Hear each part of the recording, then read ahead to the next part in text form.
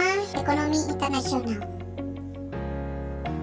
Yang pertama, pengertian kerjasama internasional. Kerjasama internasional adalah kerjasama yang dilakukan satu negara dengan negara lain atau dengan beberapa negara lain sekaligus. Adapun kerjasama ekonomi internasional adalah kerjasama beberapa negara yang saling menguntungkan di bidang ekonomi. Ketika menjalankan kerjasama ekonomi internasional, Indonesia menggunakan politik bebas aktif. Bebas berarti dapat mengadakan hubungan dengan negara manapun tanpa paksaan dan ikatan. Aktif berarti turut serta sebagai penjaga perdamaian dan ketertiban dunia. Selanjutnya, yang kedua, manfaat kerjasama ekonomi internasional. Indonesia merupakan salah satu negara berkembang. Dalam aktivitas ekonomi, Indonesia membutuhkan bantuan negara lain. Oleh karena itu, hubungan kerjasama di bidang ekonomi sangat dibutuhkan. Manfaat yang dapat diperoleh dari kerjasama ekonomi internasional bagi perekonomian Indonesia antara lain sebagai berikut. Yang pertama, kemajuan perekonomian. Hal ini dapat dilihat dari aktivitas ekspor-impor barang dan jasa. Semakin tinggi nilai ekspornya, semakin besar pula devisa negaranya. Yang kedua, kualitas tenaga kerja Indonesia semakin meningkat. Semakin banyak barang yang diekspor ke luar negeri, menuntut tenaga kerja untuk meningkatkan kecerdasan, keterampilan, dan kreativitasnya. Yang ketiga, tingginya permintaan barang dan jasa untuk dalam dan luar negeri dapat menekankan harga pokok per unit produksi. Yang keempat, Indonesia dapat memperoleh kemudahan mendapatkan bahan baku dan bahan penolong yang diperlukan untuk proses produksi. Yang ketiga, bentuk-bentuk kerjasama ekonomi internasional. Yang pertama, kerjasama ekonomi bilateral. Kerjasama ekonomi bilateral adalah kerjasama ekonomi yang terjadi antara dua negara seperti kerjasama antara Indonesia dengan Jepang. Bentuk kerjasama ekonomi internasional lebih sering dilakukan secara bilateral, seperti pertukaran kedutaan besar dan kunjungan antar negara. Yang kedua, kerjasama ekonomi regional. Kerjasama ekonomi regional merupakan bentuk kerjasama ekonomi antar beberapa negara yang terletak dalam satu kawasan tertentu. Contoh lembaga kerjasama ekonomi regional adalah ASEAN. Yang ketiga, kerjasama ekonomi multilateral. Kerjasama ekonomi multilateral adalah bentuk kerjasama antara dua negara atau lebih dan tidak dibatasi oleh wilayah tertentu, tetapi lebih bersifat internasional, seperti ILO dan IMF. Yang keempat, kerjasama ekonomi antarregional. Kerjasama ekonomi antarregional adalah bentuk kerjasama antara dua atau lebih lembaga-lembaga ekonomi regional, seperti kerjasama antara ASEAN dan Uni Eropa. Yang kelima, kerjasama ekonomi berdasarkan tujuan dan lapangan usaha. Kerjasama ekonomi tidak terbatas pada wilayah dan hubungan internasional saja, tetapi juga ada kerjasama yang dibentuk atas dasar tujuan dan lapangan usaha. Beberapa contoh dari bentuk kerjasama ini adalah OECD dan OPEC. Yang keempat, lembaga-lembaga ekonomi internasional. Lembaga-lembaga ekonomi internasional antara lain sebagai berikut. Yang pertama, ASEAN atau Association of Southeast Asian Nations merupakan bentuk kerjasama regional antara negara-negara Asia Tenggara. Kerjasama ini mencakup berbagai bidang seperti ekonomi, sosial budaya, dan politik. ASEAN didirikan pada tanggal 8 Agustus 1967 di Bangkok. Pada mulanya, jumlah anggotanya ada 5 negara pendiri, yaitu yang pertama, Indonesia, yang kedua, Malaysia, yang ketiga, Singapura, yang keempat, Thailand, dan kelima, Filipina. Dan pada perkembangannya, 5 negara Asia Tenggara lainnya seperti Brunei Darussalam, Vietnam, Kamboja, Laos, dan Myanmar juga ikut bergabung ke dalam keanggotaan ASEAN.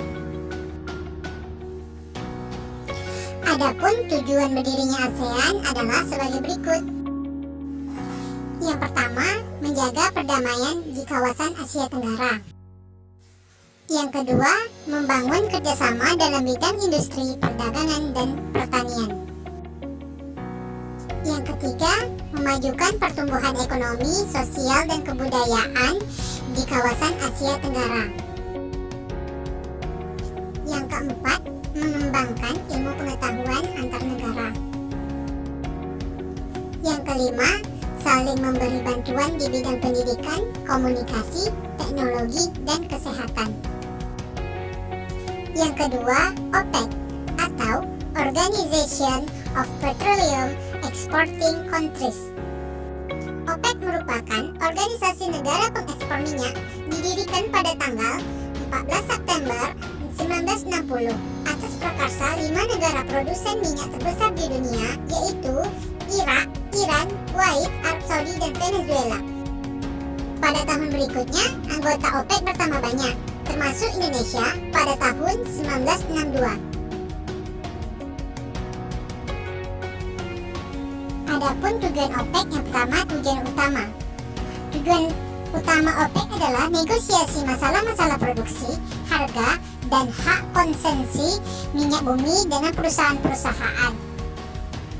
Adapun tujuan lainnya, yang pertama, menjaga kestabilan harga minyak di pasar internasional. Yang kedua, menaikkan pendapatan negara anggota dari sektor minyak bumi. Yang ketiga, menghindarkan persaingan antara sesama negara OPEC. Yang keempat, berusaha memenuhi kebutuhan minyak dunia. Yang terakhir kita bahas adalah APEC atau Asia Pacific Economic Cooperation. Dibentuk pada tahun 1989, APEC dipahami sebagai bentuk kerjasama ekonomi regional antara negara-negara yang berada di kawasan Asia Pasifik. Adapun tujuan pembentukan APEC adalah sebagai berikut. Yang pertama, menjalin kerjasama di bidang perdagangan, investasi, dan pariwisata. Yang kedua, meningkatkan kualitas sumber daya manusia dengan kerjasama yang saling menguntungkan. APEC mempunyai anggota sebanyak 21 negara. Indonesia salah satunya. Indonesia telah 2 kali menjadi tempat pertemuan APEC Economic Leaders Meeting, yaitu pertemuan para pimpinan negara anggota-anggota APEC. Pertama kali di Bogor pada November 1994 dan kedua di Bali pada Oktober 2013. Selanjutnya perhatikan video ilustrasi berikut ini.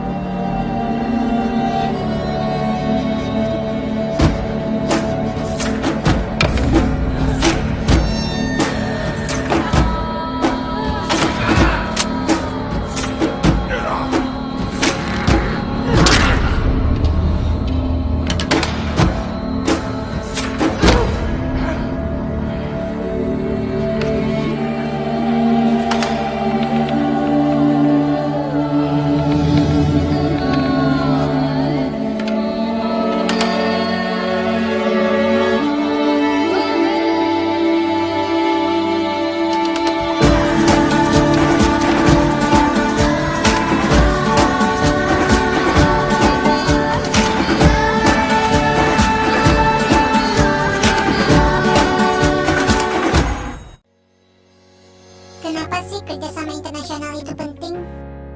Kerjasama penting agar pekerjaan lebih mudah dan cepat selesai. Selain itu, yang lebih penting adalah agar terciptanya rasa persatuan dan kesatuan.